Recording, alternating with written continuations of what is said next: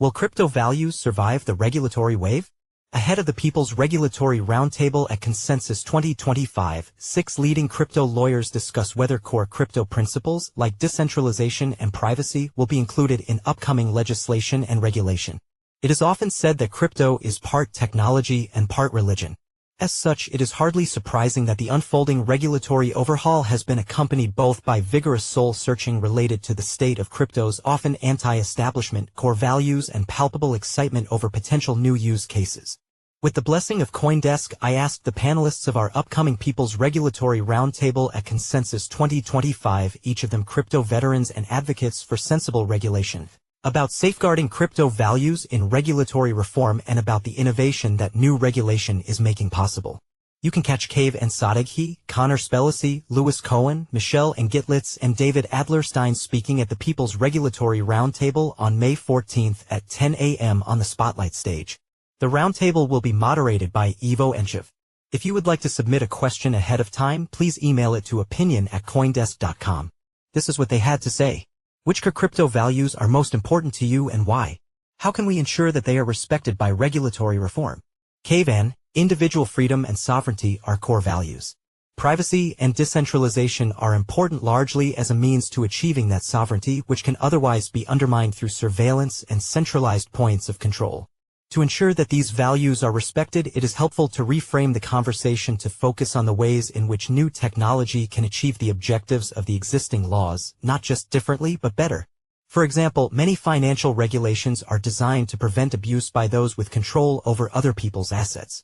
But as long as humans hold that power, the risk of corruption and greed will persist and the same problems will recur.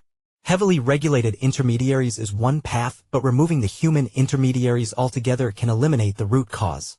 By analogy, one can curtail drunk driving with stricter alcohol laws and more frequent roadside checkpoints, but those are band-aids on a problem that can be eliminated with autonomous vehicles. There will be growing pains as new technology is battle-tested and the risks will look different from the risks of human intermediaries. But the values can be preserved by focusing the discussion around the use of technology to deliver better solutions to problems that the law is already trying to solve. Connor, blockchain technology can provide users with unprecedented levels of transparency, reliability, and security as long as policy frameworks allow it to flourish by incentivizing decentralization. If properly regulated, blockchain projects will continue to decentralize, giving users greater control over their finances and digital assets, reducing reliance on overreaching institutions.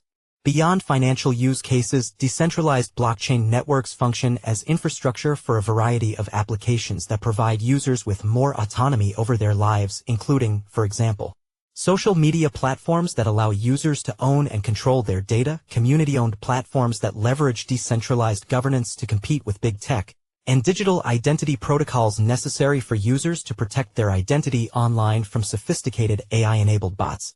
We believe that focusing on control is the most effective framing option for defining decentralization under law. Meeting a test for control would significantly reduce information asymmetries stemming from the control of a blockchain's token, justifying lower regulatory burdens or exemptions under securities laws. We recommended specific control principles to implement in our Designing Blockchain for a Flourishing Industry paper we published this week, incorporating feedback from 40-plus teams, founders, operators, lawyers, and policymakers.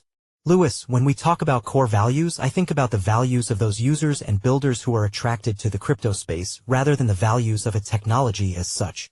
These individuals, in my experience, are attracted by many things that certainly include personal sovereignty and decentralization, but are by no means limited to these features. What means the most to me and has driven me forward for the last 10 years is working with and serving the needs of that incredibly diverse community of users and builders fiercely dedicated to innovation and developing a new Internet of value. We can never forget that, at its heart, crypto is a system of tools built from the ground up not by large corporations but by individuals contributing their time, energy, and creativity to help make the world a more connected and inclusive place. Michelle, decentralization is the most important value to me because the distribution of power, control, and decision-making across a network rather than in the hands of central authorities enables true digital ownership and freedom to transact. Where there is centralization and control, we need legal and regulatory safeguards that are reasonably tailored to the particular intricacies of the blockchain-based systems. Ensuring decentralization is respected requires legislators and regulators to truly understand the underlying infrastructure so they can craft rules that protect consumers from loss of funds or value and to safeguard against financial crimes. David, I've been a corporate lawyer for over 20 years and am an ardent believer in free markets.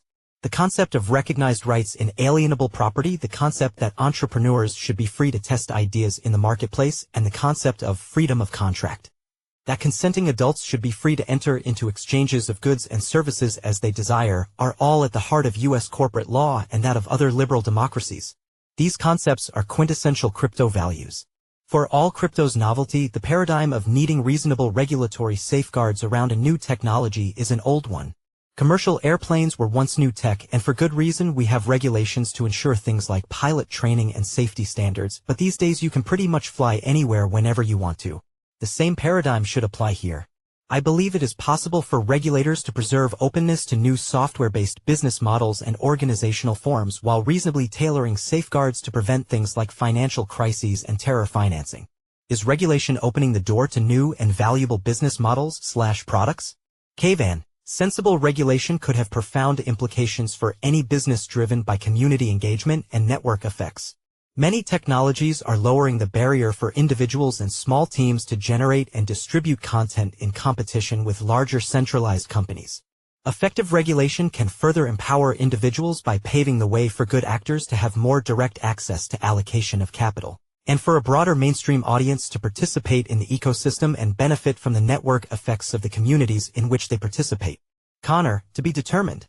We've seen a lot more mainstream and institutional interest in blockchain technology now that it appears the space will have clearer parameters as laid out in legislation like a market structure and stable coin bill. But until those bills pass, I think many ambitious and exciting blockchain projects will continue to have a problem scaling.